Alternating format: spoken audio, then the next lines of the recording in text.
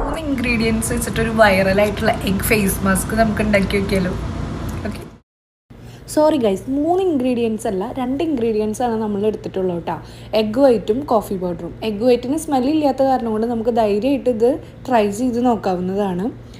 ആദ്യം നമ്മുടെ egg white എടുത്തിട്ട് അതിൽ കോഫി പൗഡർ ആഡ് ചെയ്ത് നന്നായിട്ട് മിക്സ് ചെയ്യണം. ആ ഒരു മിശ്രിതം നമ്മുടെ ഫേസിൽ നന്നായിട്ട് തേച്ച് പിടിപ്പിക്കുക.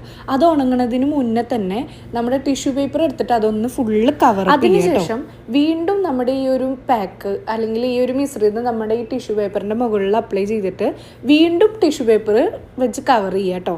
ഒരു 50 to 20 മിനിറ്റ്സ് നമ്മൾ വെയിറ്റ് ചെയ്തതിന് ശേഷം നമുക്ക് പീൽ ഓഫ് ചെയ്യാം.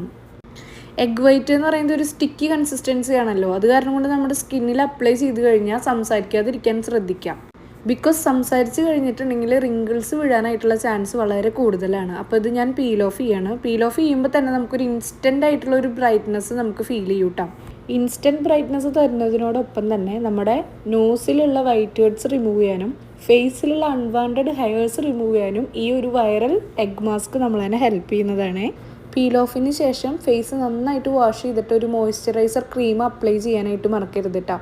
ഫസ്റ്റ് യൂസിൽ തന്നെ ഒരു വിസിബിൾ റിസൾട്ട് നമുക്ക് കാണാനായിട്ട് സാധിക്കും കേട്ടോ. എന്ന് വിചാരിച്ചിട്ട് ഡെയിലി ട്രൈ ചെയ്ത് നോക്കല്ലേ. ബൈ.